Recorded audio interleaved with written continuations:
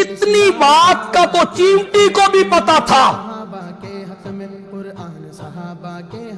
کہ جو نبی کے صحابی ہوتے ہیں نا وہ جان بوجھ کر چیمٹیوں پہ بھی ظلم نہیں کرتے، یہ انہیں بھی پتا تھا۔ تین کھوتے نو سمجھ نہیں آئی کہ تو کہتا ہے کہ ابو بکر و عمر نے سیدہ فاطمہ پہ ظلم کر دیے تھے، نبی کے گھرانے پہ ظلم کیے، دروازے کو آگ لگا دی، سیدہ فاطمہ کو تھپڑ مارے، الیاذ باللہ الیاذ باللہ۔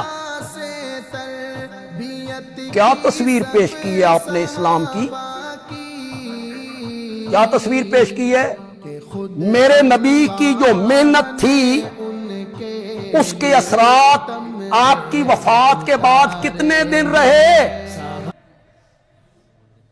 ادھر میرے نبی کی آنکھیں بند ہوئی تو میرے نبی نے جو جماعت تیار کی تھی وہ ظالم نکلے۔ یہ تصویر پیش کر رہے ہو میرے نبی کی، میرے نبی کی محنت کی، میرے نبی کی دعوت کی، میرے نبی کی تبلیغ کی، یہی تصویر پیش کر رہے ہو کہ ہمارا نبی وہ تھا جنہوں سسر بھی چنگے نہ لبے، داماد بھی چنگے نہ لبے، بیویوں بھی چنگے نہ لبیاں تے یار بھی چنگے نہ لبے۔ یہ تم نے تصویر پیش کی ہے اسلام کی۔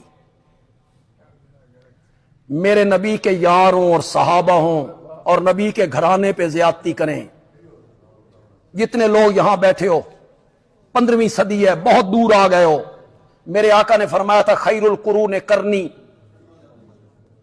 سب سے بہترین زمانہ میرا زمانہ ہے، ثم الذین یلونہم ثم الذین یلونہم ثم الذین یلونہم، پھر وہ زمانہ جو اس کے ساتھ ملتا ہے، پھر وہ زمانہ جو اس کے ساتھ ملتا ہے، پھر وہ ہم تو بہت دور آ گئے، 15 صدیاں دور آ گئے، کمزور ایمان والے لوگ ہیں، لیکن دل پر ہاتھ رکھ کے بولو،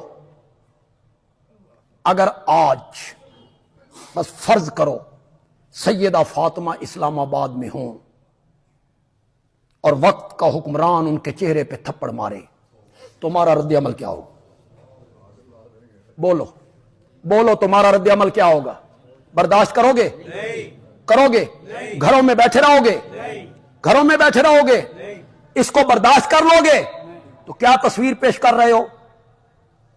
نبی پاک کے صحابہ میں کوئی بندہ ایسا نہیں تھا جو انہیں روکتا کہ نہ بھائی یہ ہمارے نبی کا گھرانہ ہے، میلی آنکھ سے بھی دیکھا تو آنکھ نکال دیں گے۔ یہ